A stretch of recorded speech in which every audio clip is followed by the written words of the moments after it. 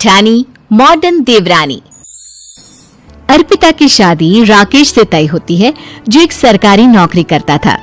अरे चाची, अर्पिता इतनी सुंदर, पढ़ी लिखी और मॉडर्न लड़की है, फिर कहाँ आप इसकी शादी ऐसे घर में कर रही हैं? अरे लड़का सरकारी नौकरी करता है, इंजीनियर है, खूब कमाता है, खूब मेहनत की है लड़के ने इस नौकरी के लिए।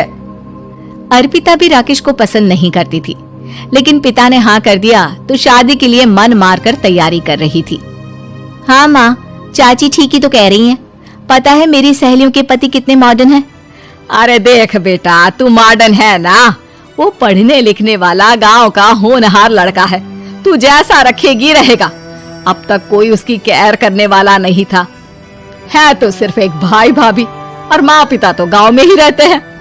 अर्पिता का मुंह बन जाता है। वो पिता के फोन से राकेश का नंबर लेकर उसे मिलने के लिए बुलाती है। आज तो मैं उसे साफ साफ मना कर दूंगी, मुझे नहीं करनी शादी। शक्ल देखिए, ना कपड़े पहनने का तरीका है ना बोलने का। अर्पिता राकेश से मिलने जाती है। अब क्या हो गया, आपने मुझे अर्जेंट मिलने को बुलाया, सब ठीक तो है ना?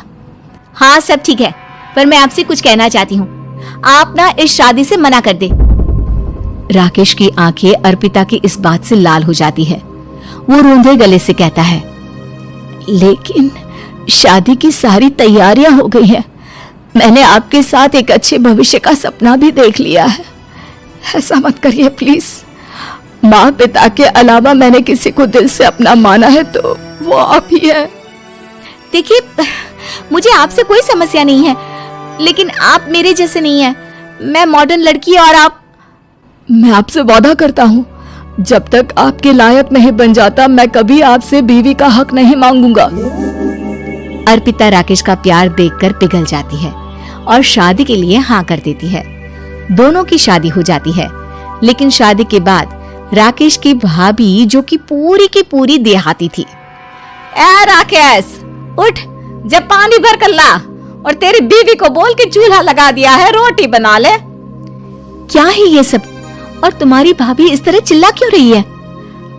क्या करूं, भाभी ही खाना बनाती है और मुझे पढ़ने के लिए इस घर में रखा, तो मैं घर का सारा काम कर देता हूँ।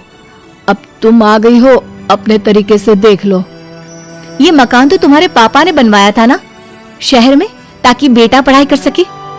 हाँ, पर भाभी ही पूरे घर में रहती है। ठीक है, देखो अब। अर्पिता बाहर जाती है।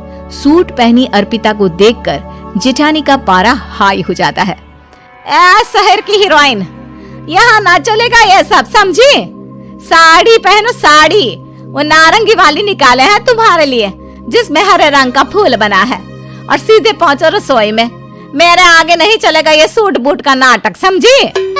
देखिए भाभी, आप बड़ी हैं, आपने राकेश की पढ़ाई में मदद की, लेकिन ये मकान इनके पिताजी का है, तो मैं अपना पोर्शन अलग कर रही हूँ।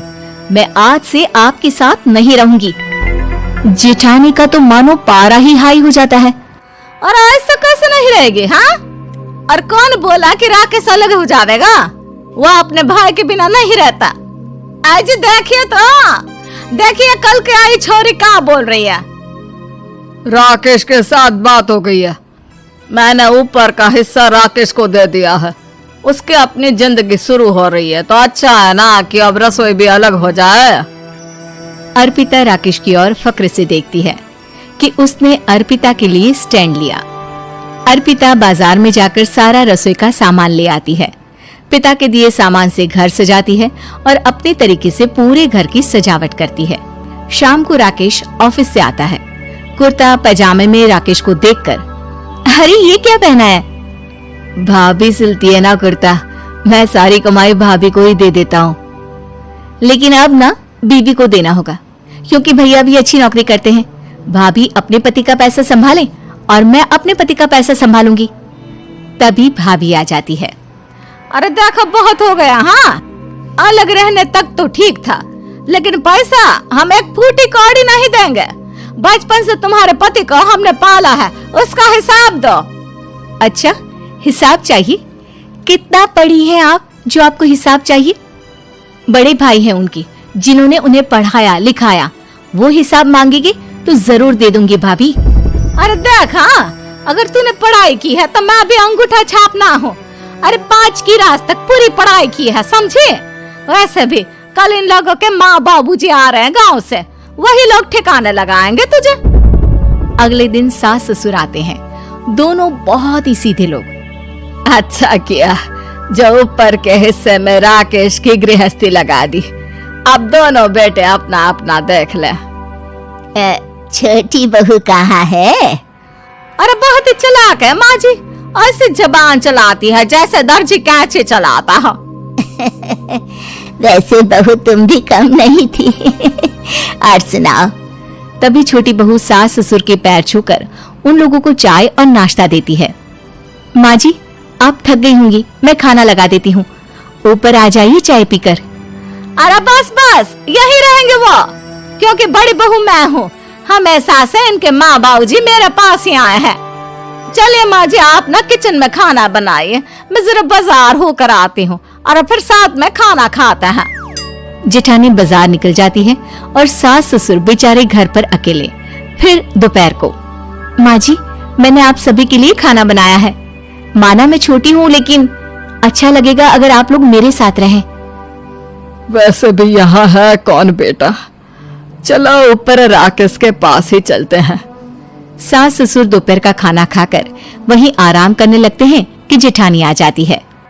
अरे वाह, ये तो वही बात हुई ना, कल की आई को पूरा परिवार और हम अकेले के अकेले। भाभी देखिए, परिवार में प्यार से रहा जाता है, ना कि चालाकी से। अम्मा खाना कैसे बनाती, पहले ही गांव से थक कर आई हैं। हाय रे दया, तो मैं का बाजार से ऐस करके आ रही हूँ। अरे भूख के मारे मेरा सर दर्द हो रहा है, पर यहाँ मेरी फिक्र कौन करेगा। अरे तो किचन में खाना है, लगा देती हूँ मैं भाभी। बड़ी बैठकर खाना खाती है और शाम को जब राकेश घर आता है। अरे राकेश, तू तो पूरा हीरो लग रहा है इन कपड़ों में। ऐसे कपड़े पहले क्यों नहीं पहनता था? राकेश बीवी की तरफ देखता है और फिर कहता है, माँ पहले पहनाने वाली नहीं थी ना।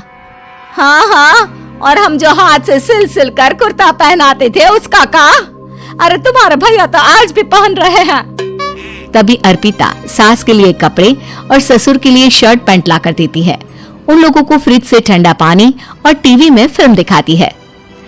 अरे कब से इनको बोल रहे हैं कि फ्रिज वाले आओ, लेकिन ये है कि मानत ही ना है। बहू, अब तो तुम ही समझाओ ससुर जी को। नहीं पापा, आप फ्रिज मत लीजिए। अरे वाह रे छोटे, खुद फ्रिज का ऐसे का मजा ले, और इनकी माँ के पास फ्रिज भी ना हो। अरे देखा पिताजी, देखा माँ जी कब बोल रही है। अरे उसकी पूरी बात तो सुन लो कि वो क्या बोल रही है।